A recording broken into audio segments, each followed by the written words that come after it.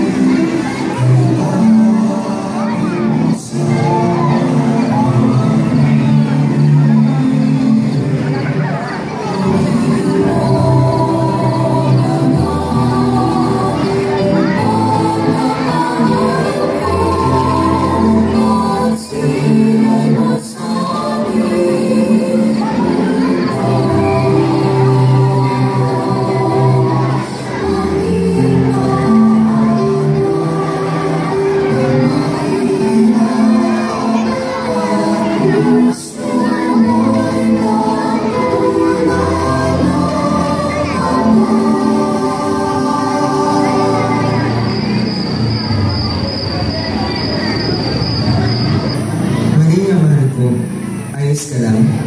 Kaya mo ba ba? Huwag ka mag-alala, mahal ko. Makakahanap din tayo ng matutulungan. Kaya po, mahal ko. Salamat. Sige, natutuwa lang ako at malapit ko na siyang silang. At naniniwala ako, hindi tayo pababayaan ng ating Diyos. Maria, mahal ko. May nababanaagin akong isang tahanan. Halika at puntahan natin.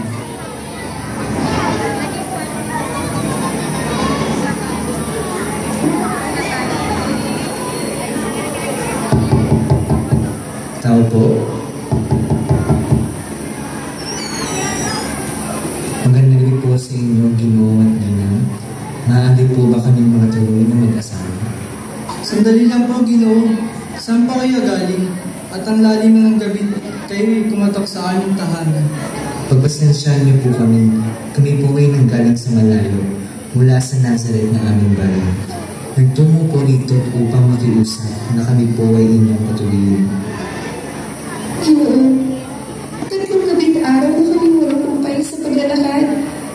Tuwa'y pagbuksan ng Panginoong tahanan ng puso para po sa sanggol sa aking sinabukunan. Pagpasensya niyo na, kami isang malaking pamilya. Ang tahanan namin ay napakaliit. Hindi namin kayo maaaring patuloyin. Paano na lamang ang aming mga anak? Maghanap na lamang kayo ng ibang tahanan na magpapatuloy sa inyo.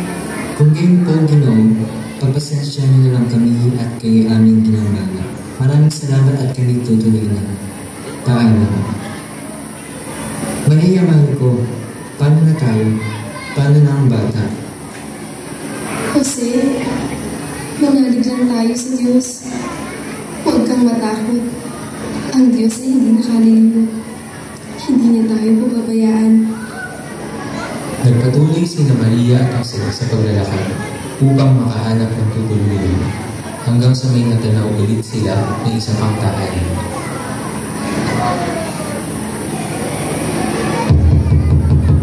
Tao po. Magandang gabi po. Pasensya na po sa abala. Nais po namin matulog kung inyong mamanukatin. Sa kagaydanan ng aking asawa po ay mga anak na. Ano ang akala ninyo sa pamamahay ko? Isang paanakan? Paumanhin ko sino man kayo. Ako ay nagmamadali at darating ang aking mga tagnid na kaibigan. Ano na lang sasabihin nila pag nakita kayo? Ginang, kahit maliit na espasyo sa mga sulok po ng iyong tahanan ay aming tatanggapin. Manganganak na po ang aking asawa. Uulitin ko.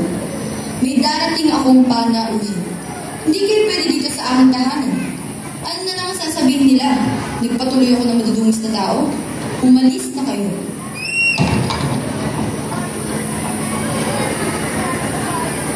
Paumanhin, Maria. Hayaan mo, makakahanap din tayo.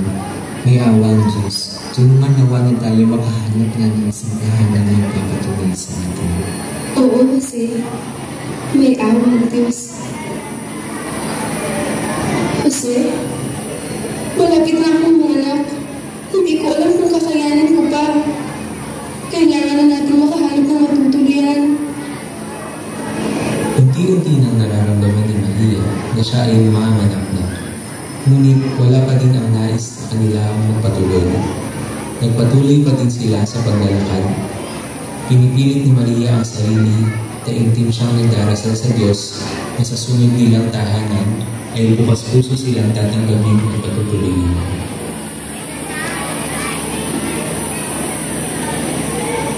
Mahal kong Maria, konting tiis na lang. Naway itong tahanan na ang siyang magpapatuloy sa atin. Naway ang puso ng Diyos sa kanyang puso para sa atin. Tao po. Tao po. Magandang gabi po. Pagpasensyahan niyo po, kami ay nagmula pa sa Nazareth at ang aking asawa ay manganak na. Wala kaming tahanan magpapatuloy sa amin. Kung maaapatin po ninyo, kami ay inyong patuloyin at tulungan. Maliit lang ang aming bahay, kaya paniguradong hindi po tayo magkakasya. Malaki po ang aking pamilya, at ayaw rin naman kayo pabayaan dahil at ang inyong asawa ay manganganak na.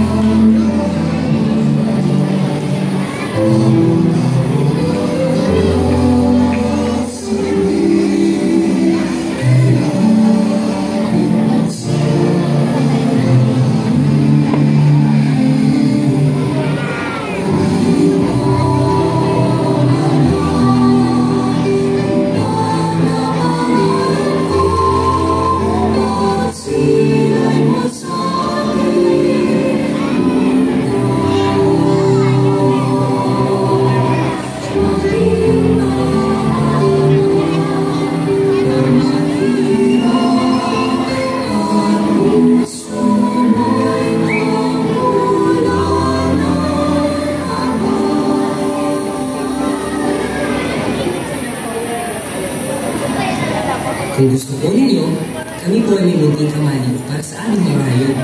Maaari po kayong magpalipas doon at ang aking asawa ay maaaring tumulong sa pagpapaalam ng iyong asawa. Ayos lang po, Ginoo. Salamat sa Diyos at maraming salamat po sa inyo. Maria, narinig mo ba? Salamat naman at nakahanapin tayo ng tutuloyan. Oo, Jose.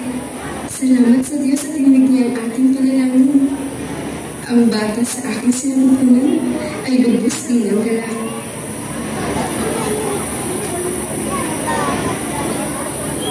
Agad na tinungo ni Maria at Jose ang munting kamalig na iyon. At doon nga isinilang ni Maria ang kanyang panganay na isang lalaki. Tulad ng ibinalita sa kanyang anghel at tulad din ng ipinahayag sa panaginip ni Jose. Binalak niya sa lambutin ng sanggol at inihiga sa isang sapsaban.